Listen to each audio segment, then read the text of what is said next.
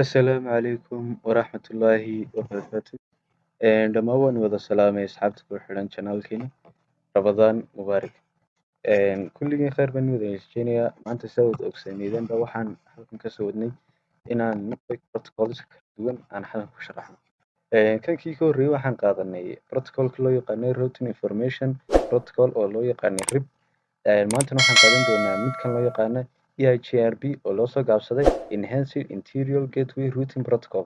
Haddaba protocolkani sidii kii hore uu ka yara ballaaran yahay wuxuuna qabtaa function badan. Protocolkan haddaba EIGRP-gu waa advanced way. Advanced wuxuu kaga adfan waa advanced protocol. Waa advanced protocol kaasoo loo isticmaalo computer networkska automating routing decision and configuration si ay kombiyuutarradii marka network ugu go'aan qaato ayaa kan loo isticmaalaa. Protocolkan hadda waxaa design gareeyay oo dhisay shirkaddan muxuu ahaydaniya Cisco oo systemkii uu ka mid yahay.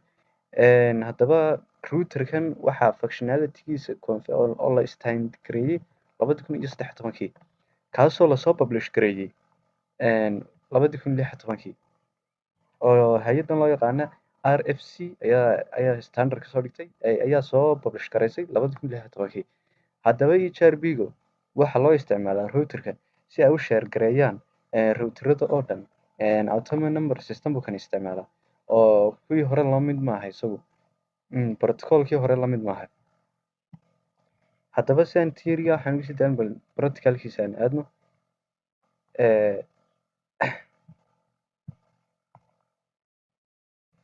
Halkan waxaan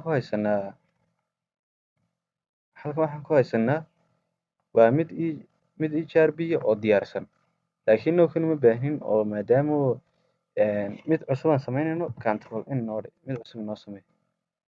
Kow waxaan soo qaadanaynaa 2 router. Waxaan sameynaynaa inaan soo qaadano base baan hadda ka bilaabaynaa routerro badan inaan qaadano wax si fahamka koowaad muhiimadda inta kale la samayn karaa. Halkan 2 kombiyuutar halkan 2 kombiyuutar iska soo dhigo xadhigana soo qaado. Markaad xadhigga soo qaadatid waxaad ku xidhanaysaa routerkaaga switchkaaga waxyaabaha dhan isku xidh.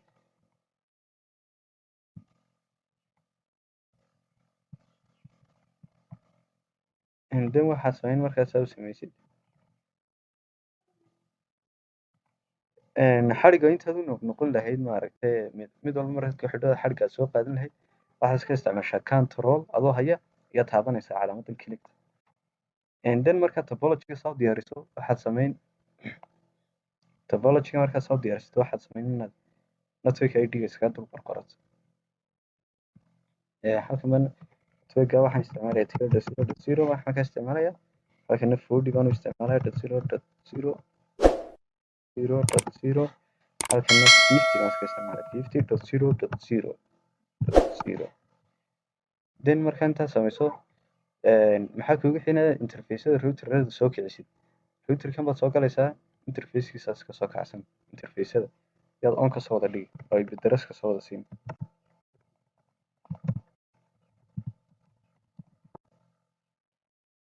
Inta gigabyte baan odhanaynaa 0/1 IP address-kaan siinayna muxuu noqonayaa 50.0.0.0. 0 waa network-ga guud laakiin dadban baan qaadanayaa saa gateway-gaygu noqdo. Intaa markaas waxaan samaynayaa 255.0.0.0 noo shut. Interface-ka waan soo kiciyay interface-ka labaad baan soo kicinaya. Router walba 2 interface buu leeyahay soo maaha. Inta gigabyte 0/0 waan ka kalena 0/0. IP address-ka uu qaadanayana maxay noqonaysaa 30.0.0.1 baan siinaya. Halkan 1 baan siin dhinaca kale tuur. Waxaan sameynayaa 255 oo san maaskiisiya enter noo shut. Interface-kaas saasaan kusoo kiciyay maadaama wuxuu u baahan yahay xadhig green uu noqon waaye interface kale inaan soo kiciyo. Routerkan kale aan soo galayaa. Routerkan markaan soo galo qaybta configuration-ka imanaya.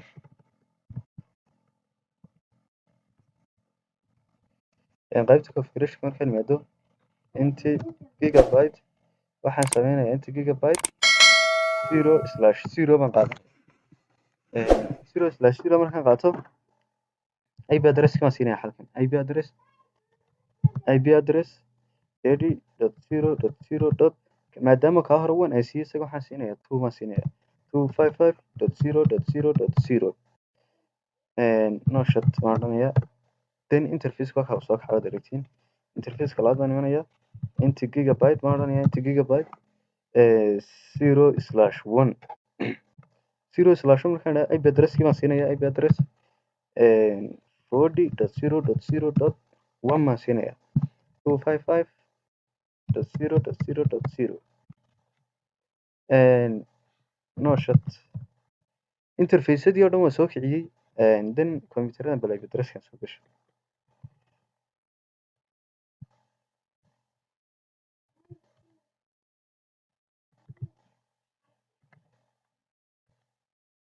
gateway-giisii oo aan siinay markii dhadwan baan siinay gateway-giisana dhadwan ku qor maadaama halkii ay ka baxaysay fariinta uu ka diraya.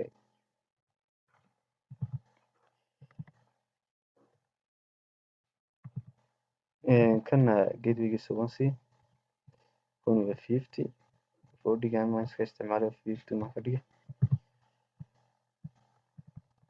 halkan 50 ka dhig iska daa 50.0.0.2 50.0.0.1 ka kala imanaya isna desktop-kiisa intiisa ma gelaya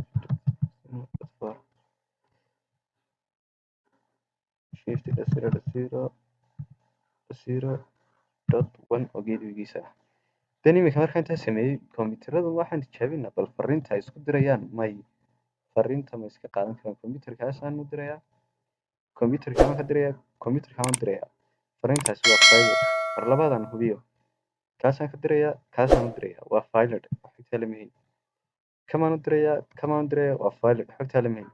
haddaba maxaa meesha ka dhiman protocol-kii isberi lahaa labada dhowrkaa network kala duwan ku kala xidhan routerska protocol-kii isberi lahaa baa ka dhiman. routerka maan soo galayaa si aan protocol-kii u sameynay HRP-gii exit baan odhanayaa router EIGRP awsug cafwan router EIGRP kan wuxuu isticmaalaa autonomous number system. waxaan iska qaadanaynaa lambarka 100 inoo qaad 100 network baan odhanaya networkadii ku wada xidhnaayo dhan networkis baan odhanaya networkaygu xidhan kama maxay waa 50.0.0.0. haddaba salmaski waxaan isticmaalaynaa isagoo kala rogan 0.0.0.255. ka kalena maxaan odhanayaa kanuun ii soo celi halkan 30 ka dhig. labadaa network baa ku xidhan baan odhanaya no auto summary labadaa network baa ku xidhan baan odhanaya routerkan labaad baan imanayaa isna sidiis lamid aan u sheegaya si aad weli si fiican ugu aragtiin. halkan soo dirqi exide waxaan odhanayaa router EIGRP. kii hore waxaan isticmaalay 100 laba lambar oo kala duwan ma isticmaali kartid oo mid 100 aad qaatid midna 1000 ma qaadan kartid midna ma qaadan kartid waa inay lambarada isku mid noqdaan. network baan odhanayaa network kan ku xidhan maxay 40.0.0.0 salmaskiisii ahaa 0.0.0.255. haddaba network kalaan odhanaya networkan markaas ay idhaaho markaasba wuxuu yeelan doonaa adjacent maxaa halkaa lagu soo qoray networkan wuxuu adjacent la noqday 30.0.0.1 oo gateway-ga dhinacaas ahaa ayuu la noqday muxuu haydaniyay neighbor no auto summary iska dhe option waa noqon karta waan deyn kartaa no auto summary-ga. haddaba dan iminkaan tijaabina bal fariintii halkan aan ka diray inay dhinaca gaari karto. midii ugu horreysay waa luntay oo ta ugu horreysa waa iska luntaa. midda labaad midda saddexaad lamaan baa qalada. midii labaad baa soo diray waa successful waa la helay. xogtii mid kalaan soo hubinaya haddana waa la helay successful. maxaa fududeynaya haddaba inay networkada kala duwan ee dhowrka router kala xidhan inay isla xidhiidhaan waxaa fududeynaya protocol-ladan protocol-kan loo yaqaano EIGRP-ga kaasoo isticmaalaya autonomy number system ama si aan networks badan u weyn. Iminka waxaad u isticmaali kartaa, iminka 2 router baan isticmaalay maaha, ku router ka badan baad isticmaali kartaa u isticmaali kartaa si ay iskula xidhaan oo xogta isku kala diraan kombiyuutaradu iyo fariimahooda. Then waxaad samaynaysaa marka intaa dhammaysid network intan ka advancedsan baad samayn kartaa. Laakiin muhiimadeena innaga waxa weeye inaan faham guud aan ka wada qaadano iyo waxa sida u shaqeynayo. Sida u shaqeynayo in la fahmo rajeynaya insha Allah. Khayr baan isku wada ognahay. Intaan ku kulmi doono fiidiyoda xiga. Haddii fiidiyowga aad ka heshay like saar, channelkana subscribe soo saar. Assalaamu calaykum waraxmatullaahi wabarakaatuh. Ramadaan mubaarak.